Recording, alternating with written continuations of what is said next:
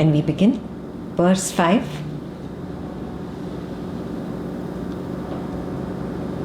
This is where Ashtavakra's revolutionary ideas begin. Yeah. In 5, he starts breaking down your conditioning. Now, these conditionings apply to ancient India. At that time, these were prevalent and very, very strong and very dearly held on to. So he's talking about those conditionings. You understand those, but you start applying personally. What conditionings do I have today? And what do I need to drop off, shed off? Yeah. On similar lines, whatever conditionings you can find for yourself. So first we'll read the verse. न त्वं विप्रादिको वर्णो नाश्रमीनाक्षगोचरः असङ्गोऽसि निराकारो विश्वसाक्षी सुखी भव. You do not belong to the Brahmin or any other caste. You are not at any ashrama, or in bracket you can write stage in life. You are imperceptible. That which cannot be perceived by the senses is imperceptible. You are unattached. You are formless. You are the witness of everything. Be happy.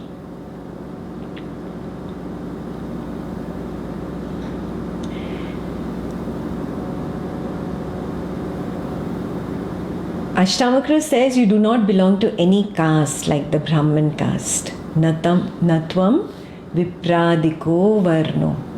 In ancient India, even today, some people follow it. There is a caste system that divides the society based on the occupation the ancestors did, not what they do. What the ancestors did. The 4 castes are Brahmin, Kshatriya, Vaishya, Shudra.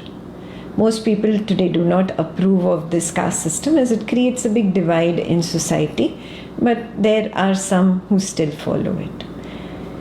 This is the cultural difference between India and the rest of the world. This sutra might apply to India, but it is only an example thrown out there. If you belong to another culture where there are another kind of divisions in society, you apply that. Yeah. Even Christianity has been divided into so many different sects. Even Buddhism has different sects. Yeah, these are sections in that particular caste itself. Sections in particular religions. Sections in particular paths. Anything that divides society. Yeah?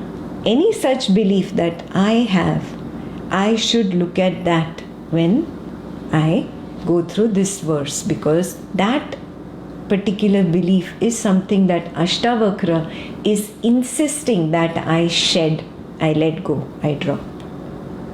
Clear how we have to apply it to ourselves? For those who are unaware of the caste system that was there in India and what he's talking about, very quickly I'll go through it because most people know about it. Vaishyas were engaged in trade and business. If you're born in a family of ancestors that engaged in business, then you are automatically labeled as a Vaishya. Yeah? Kshatriyas were engaged in politics, in army, navy, defending the country, etc. So if one is born in a family where ancestors did all this kind of occupations, were engaged in these occupations, then one was just labeled as a Kshatriya. Similarly, Brahmins, they were engaged in education. So if your ancestors were engaged in education, irrespective of whether you're even interested in education anymore or not, maybe you just hate the idea of school and studies, even then you are labeled a Brahmin. Yeah, because your ancestors followed that. Yeah, it's a lineage. Everybody just did that. Father to son, it came down. Shudras were engaged in services industry, very menial jobs of society, whatever they served the society, just because their ancestors were engaged in that, one was labeled as a Shudra. There were also some out of caste or Dalits or untouchables. Yeah, so this divided society, this created belief systems that one must follow only one particular family tradition, must be limited to that occupation per the tradition, should not go outside that occupation. One must marry somebody who is from the same caste. So all these beliefs were built around this caste system. It's not really legal anymore in India, but some people who are stuck there still practice this discrimination. They still see a divide in society. So if you are one of them, Ashtavakra is directly talking to you. Yeah, and he's reminding Janaka that you are the consciousness. You cannot belong to a caste. It's not possible only. How can space have caste? This space, I cannot even contain it. I build 4 walls and I say that this is my room. Yeah, but really, can I say this space belongs to Ekta? Can I say this space in Germany is different from that space in US, from that space in Australia, from that space in India? No, it is the same space. How can you, the space of nothingness, be divided? How can you, the space of nothingness, have a caste? Yeah? So drop this. It's time to start shedding conditioning and beliefs. And if you're not ready to shed these conditioning and belief, it will be very, very hard walking with Ashtavakra. Very hard. Yeah? You have to choose either or. The consciousness is like space. Just like space cannot be divided, you, the consciousness, cannot be divided. Secondly, he reminds King Janaka that you, the consciousness, cannot belong to any ashrama. That's the word nashrami. Ashrama means a stage in life. Again, this is a traditional, cultural belief from India, which was followed in those days. It is not really followed anymore, but there are some people who still follow and still see themselves bound. How should you take the Nashrami part?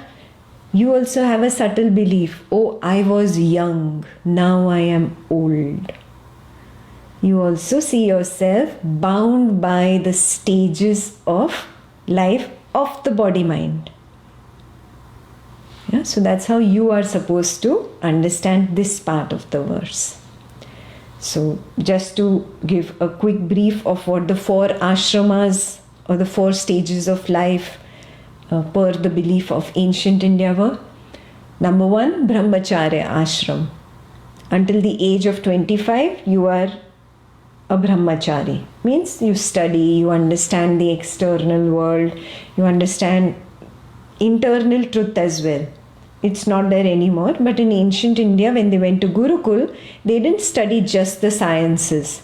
They studied what we are studying today, this Advaita knowledge.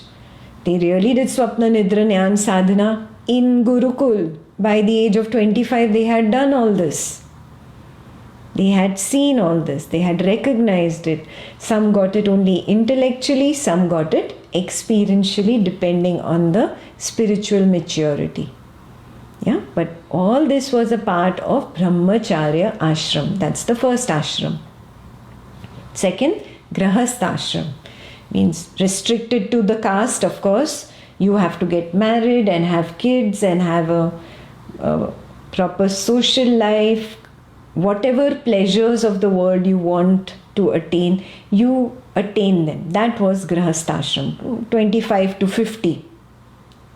Yeah. Once you come to 50, Grahastha ashram over. Number 3 ashram starts. That is Vanaprastha ashram. It's a transition phase, 50 to 75. Yeah. In those days, age was about 100, the natural, normal age that people usually survived. Or that's how they had at least divided the ashramas. Yeah. So, Vanaprastha ashram from 50 onwards till 75. It's a transition phase. You are retiring from all your household responsibilities, giving it to the son or the daughter, and you start seeking that internal truth. Whatever you studied in Brahmacharya ashram about who am I, that is what you are supposed to now start contemplating in Vanaprastha ashram. Also, all the lessons that you learned from Grahastha ashram are supposed to be understood in Vanaprastha ashram. In Grahastha ashram, when you are with wife and whatever, husband or kids and family and all, you learn many truths. For example, the mind can never be satiated. You really now start contemplating on that. Well, the mind can never be satiated means it can never be happy. You start contemplating on that. You start recognizing all the truths that life taught you. This is the meaning of Vanaprastha ashram. Yeah. I just gave you 1 or 2 realizations. Whatever realizations that come to you during the married life, the Grahastha ashram, all that must be contemplated on during Vanaprastha ashram, and you should have that mindset of renouncing everything and seeking the higher truth only. And the 4th ashram is Sannyas ashram. So after doing this self-inquiry in Vanaprastha ashram, you become very strong, ready to renounce. Yeah, this happens at 75. That's the way they had divided it. Sannyas ashram begins. And one naturally wants to now renounce the world because one has recognized this cannot bring me happiness. Yeah? How did I recognize that? By my self-inquiry done during the Vanaprastha ashram. Yeah? You start seeking liberation from this ignorant lust for the world. This is the true meaning of sannyasa, renunciation. Yeah? You renounce that which does not bring me happiness.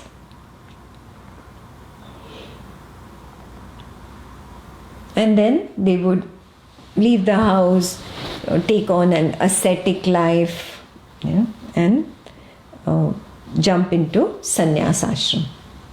Seek only moksha. But now our age has shrunk. We don't live anymore 100 years, huh? Most of us hardly will make it to 50, 60 and poof.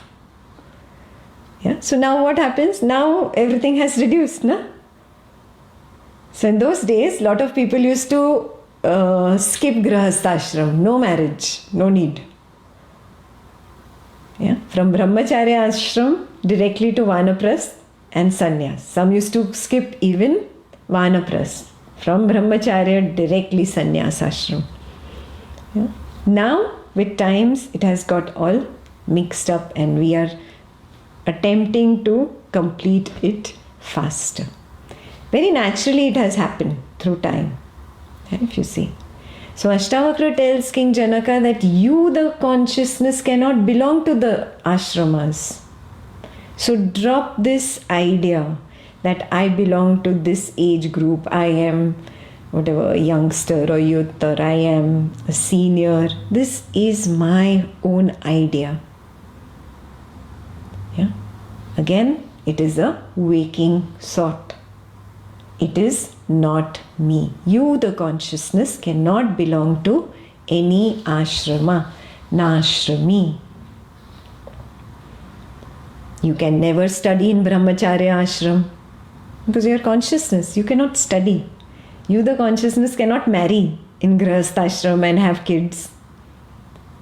Yeah. You, the consciousness, can never run after the pleasures of the world in grihastha ashram. You, the consciousness, can never seek liberation from the ignorant lust of the world in vanaprastha ashram.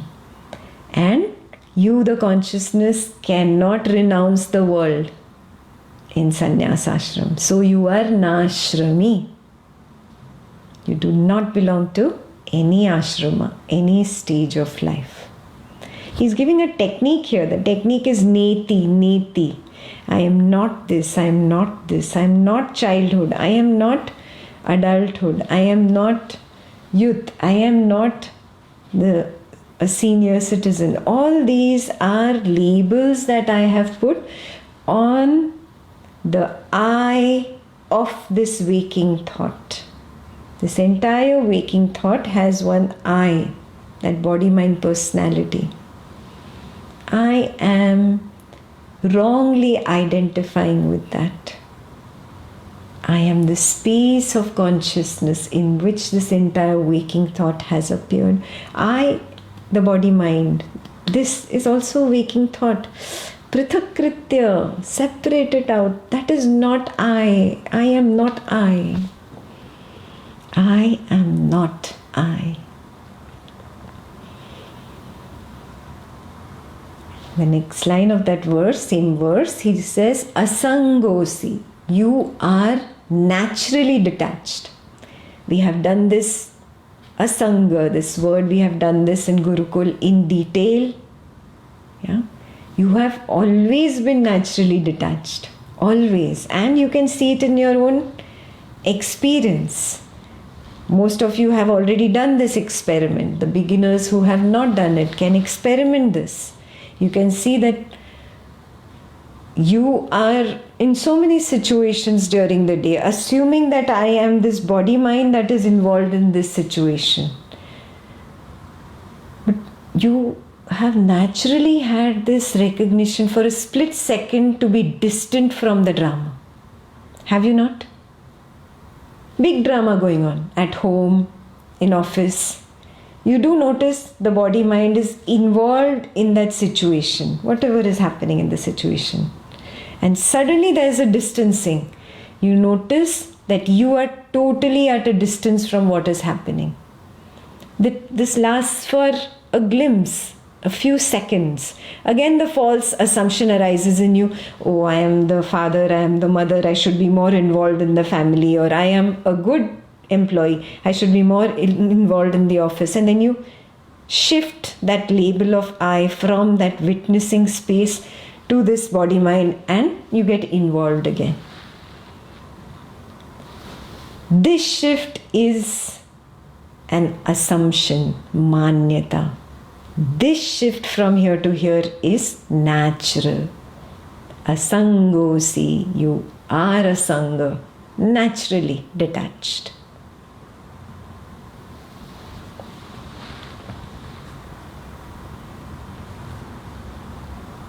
This is the self-inquiry technique that you need to experiment on for this verse. Don't tell me how to do it. Don't ask me how to do it. I've already given you the technique. Your job is to experiment and see what Ekta is saying. Is that real? Do I really experientially see it? Yes? Experiment, verify for your own self. Apo dipo bhava. Be your own light. Not depending on an external person. So, not believing Ashtavakra blindly. Not believing Ekta blindly. Experimenting and verifying, yes, this is so true. This happens so naturally. Yes. Asanga is Very clear? Yeah? The meaning of Asanga is clear. Now, in Asanga, I have to recognize one more thing. It happens naturally, without effort. I don't have to make an effort for this distancing to happen. I have to just recognize it and acknowledge it honestly. My only problem is I am fake. I lie. I lie to myself that no, I am not detached. I lie to myself that I am this body-mind that is the father, the mother, the employee, the friend, whatever that situation demands. I lie to myself and I make myself believe my own lies. And obviously, if I ingrain it again and again and again and again and again and again and again, it becomes such a strong impression. Now, this becomes my truth. This becomes my new normal. But even amid such a strong impression, that detachment happens naturally. I cannot stop it only. It's spontaneous, it's natural, without effort. I have to just be a good observer, recognize it, and acknowledge it honestly. Yes, I am Asanga. I am naturally detached.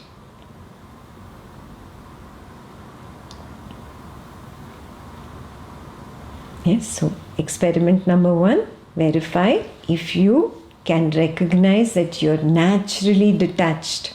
Many times. I just gave you the example of drama.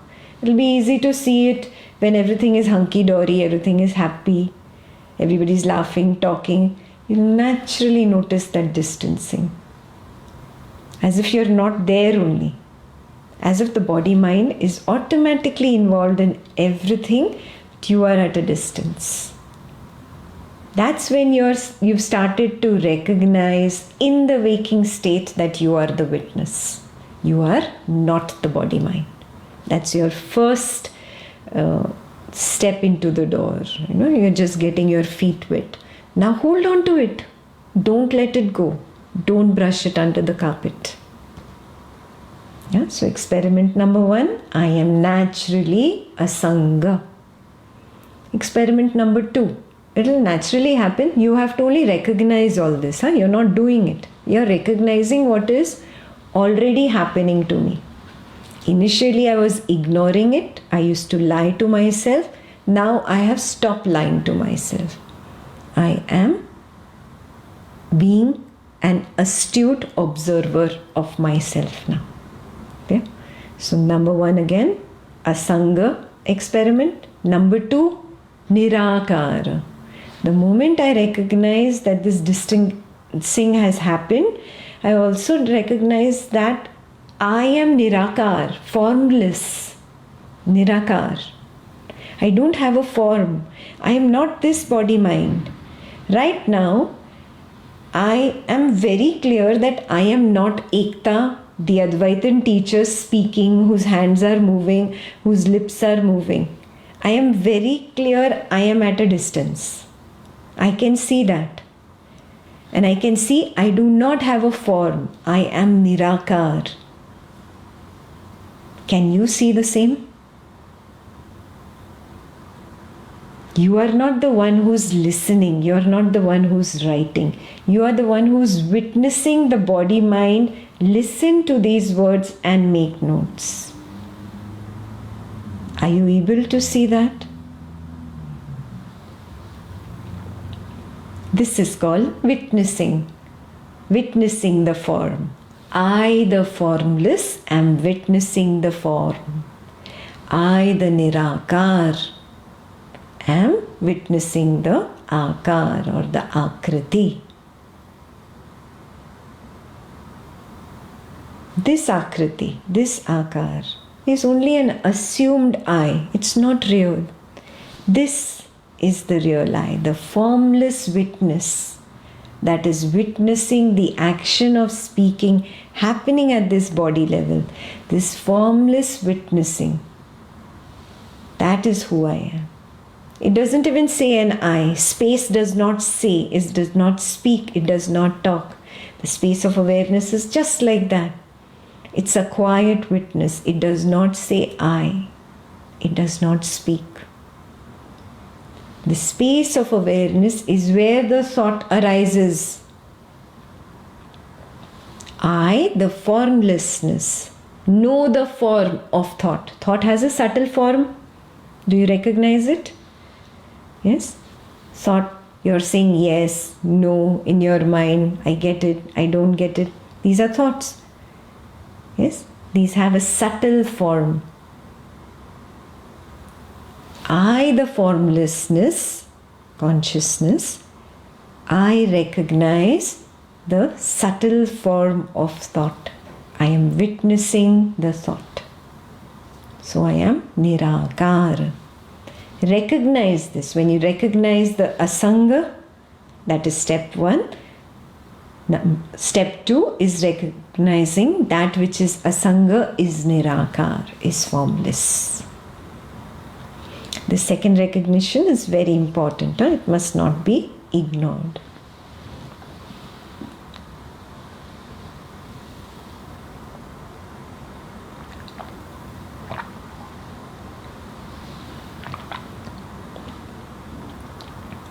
Asangosi, Nirakara, Vishwasakshi, Sukhi Bhava.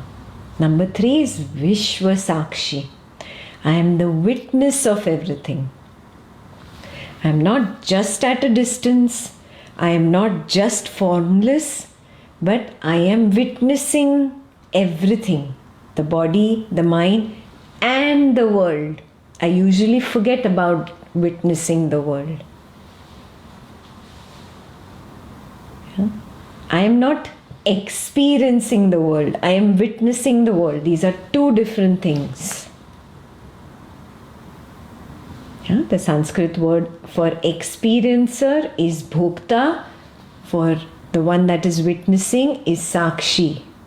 I can only be a sakshi. I can only know the world. I can never experience the world.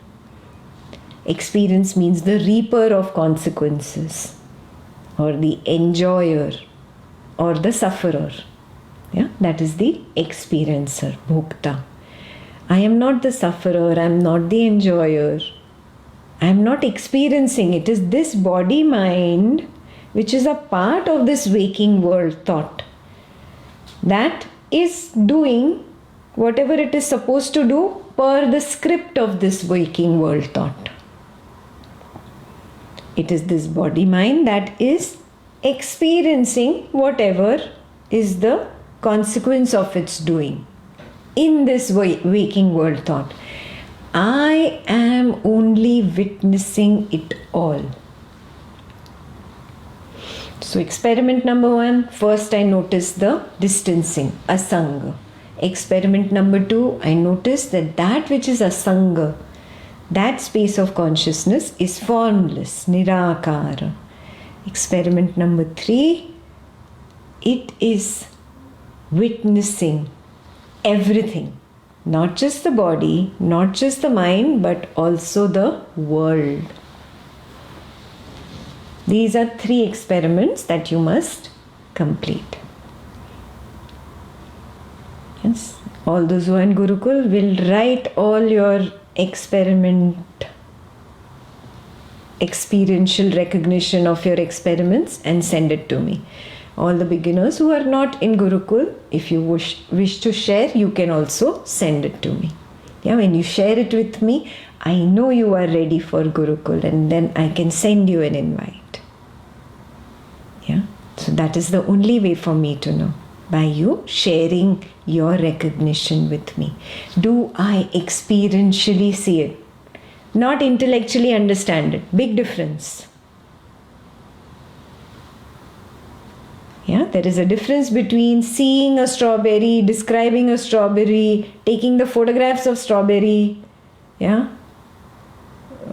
learning about the science of how strawberries are grown. All this is different. This is intellectual. Actually tasting the strawberry and saying yum, this is experiential recognition. Big difference between the two.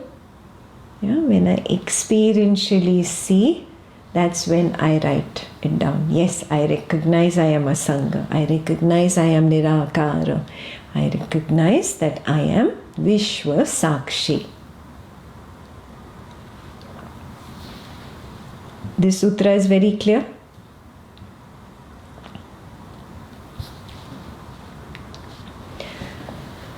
Few points to clarify under this. Homework is very clear from this verse, right? Point A. Do not fall into the trap that I am the mind that is knowing, perceiving, witnessing. No. What is mind? Thought is equal to mind. Feeling is equal to mind. I know thought. That means I am separate from thought. That means I am separate from the mind. Do you get this? Yeah. So do not fall into the trap that I am the mind that is knowing. Mind cannot know. Revolutionary, no? You always thought the mind knows. The intellect knows. No, not in your experiential recognition. Only the witness knows. And that's all the witness can do. Only know. That's it. So now you have to experiment. Experiment with what? Experiment with differentiating very clearly between the witness and the mind. Then only will you not fall into this trap. Otherwise, you're going to definitely fall into this trap that I am the mind that is knowing, that is perceiving, that is witnessing. Wrong idea. So I have to really work very hard on my own self-inquiry, in my own self-observation, and recognize I am not the mind, because mind is nothing but thought. Thought is not alive or conscious. In order to know something, you need to be alive or conscious. I see a thought arise. I have to go to the market. The thought plays for a while and it goes away. Was the thought alive or conscious? Can a thought turn around and say hi to the witness? A thought is not alive. A thought is not conscious. A thought simply arises, plays for a while, and recedes back into nothingness. I, the witness, know thought. Thought never knows the witness.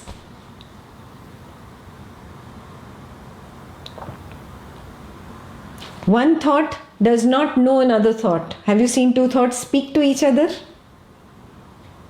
Can they say, hello, hi, how are you?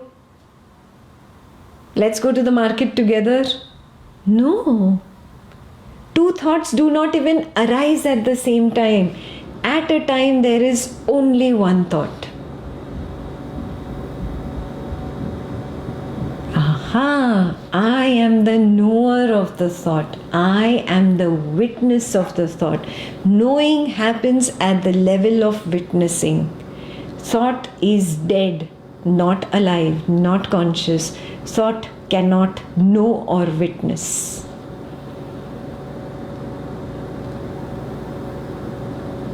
Yeah? Do not believe Ekta blindly. You have to experiment with this. You have to keep watching thoughts and recognize, is it possible for there to be more than one thought at a time? No, it's not possible. So there is no question of two thoughts interacting with each other. Okay, can the thought turn back and say hi to me, the witness? The one who is witnessing the thought is the witness. No, a thought is like a mechanical software code. It arises, plays for a while according to its shelf life of the code, and the code ends. There is a big STOP at the end and it's gone. Stop.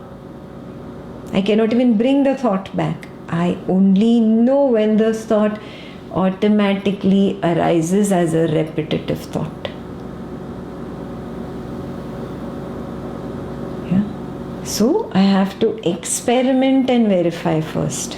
How do I separate myself and see very clearly that thought is not the knower? I am the knower of the thought. And this will happen only by self-observation. And I've made lots of small self-inquiry meditations which are there on the self-exploration meditation YouTube channel. There's a zillion of them. Keep doing them. You'll start recognizing these truths naturally. Yeah? So first thing, mind is equal to thought. Another thing is mind is equal to feeling. Yeah, a pleasant feeling or an unpleasant feeling. Is a feeling alive or conscious? Can a feeling know? Can a feeling understand or perceive? No, I, the witness, know the feeling. Feeling cannot know the witness. Feeling is like a dead program code, arises, plays for a while, disappears. I, the witness, know the arising of the feeling. I know the existence of the feeling, and I know its disappearance too. Aha! I am not the mind. The mind cannot know. The mind cannot witness. I am the one that knows. I am the one that witnesses the mind or thought.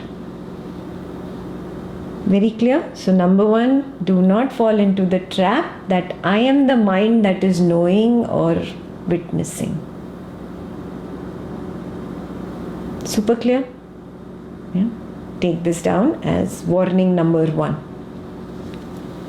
These are pitfalls that can happen on the path of self-exploration or path of self-inquiry. So this was the first pitfall I gave you. Now let's see if more come up. Then I'll share. As you inquire, more pitfalls can come up.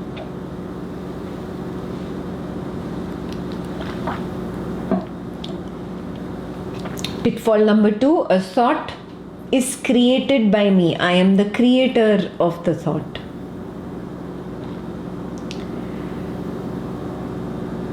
Wrong idea. If I were the creator of the tiger in my dream, I would have known that now the tiger dream is going to come up. But do I know? No. I am not the creator of the thought. Means, in simple words, I am not the thinker of the thought. I am only simply a witness. I knew the tiger in the dream after it arose. Basically, I knew the dream thought after it arose. I am the witness of it, never the creator of it, never the thinker of thought. So a thought is not created by me. This is very clear. If thought is not created by me, isn't this an illusion when I say, oh, this is my idea?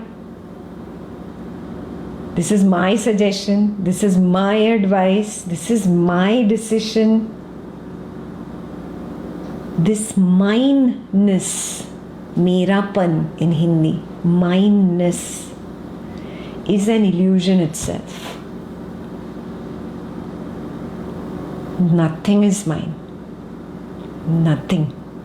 Not the dream thought, not the waking thought. Nothing is mine. If it were mine, I would know exactly before it arose that this is what is going to arise. But I never know. That's why I'm shocked and surprised by events. That is why I'm shocked and surprised sometimes by my own thoughts. And then I go and own those thoughts and say, my thought, oh, how could I be so evil? How could I have this evil thought? There, I have jumped in and taken ownership of the thought. If I were the creator of the thought, I would have known before it arose. I am not the creator of thoughts. Thoughts arise on their own. I, the witness, know them after they arise.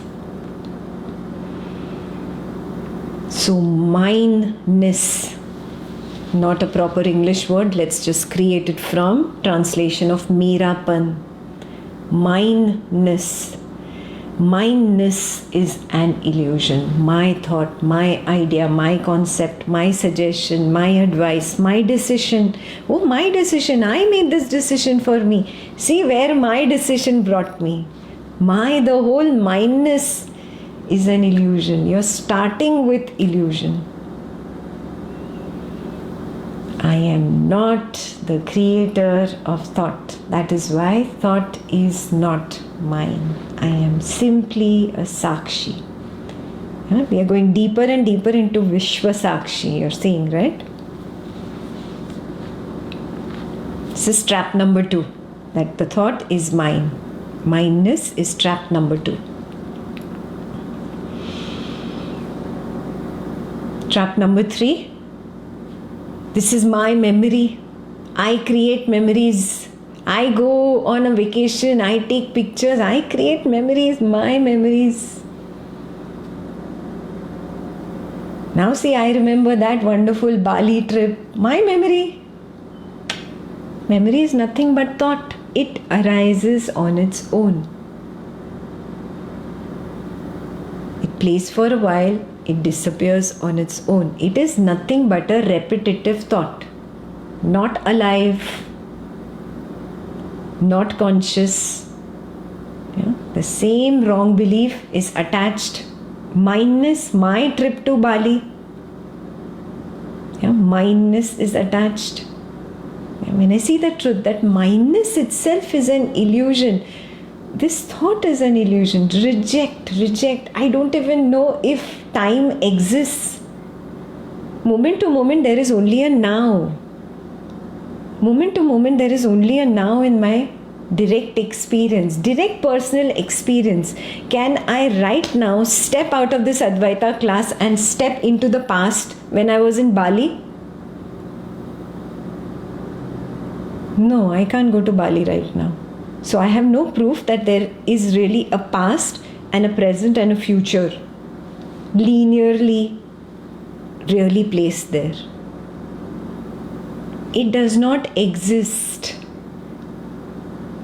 In my direct experience, there is never a past, there is never a future.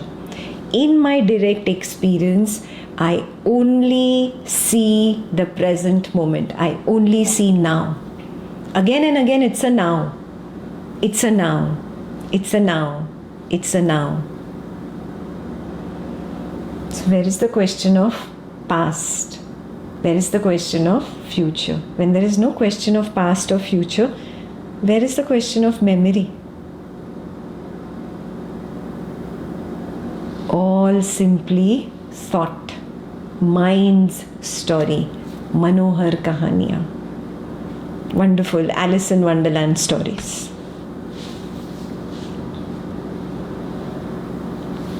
Experiment, huh? Don't believe Ekta.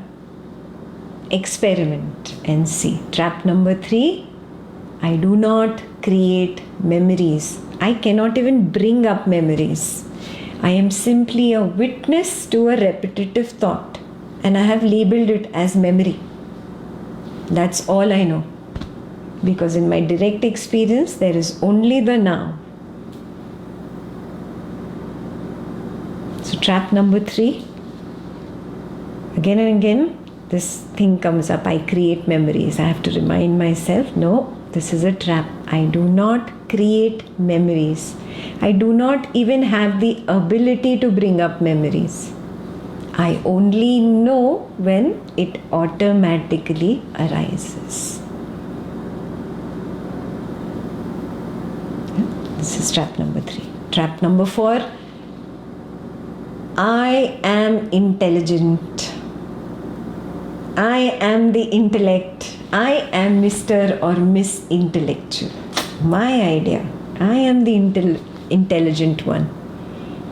Again, first of all, mindness is an assumption. There is no mindness.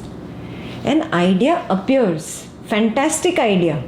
out of the box, new age idea, but it is never mine. I have grabbed it, I have taken ownership of it, and I have said it is mine. All an illusion. I did not sit and create the idea.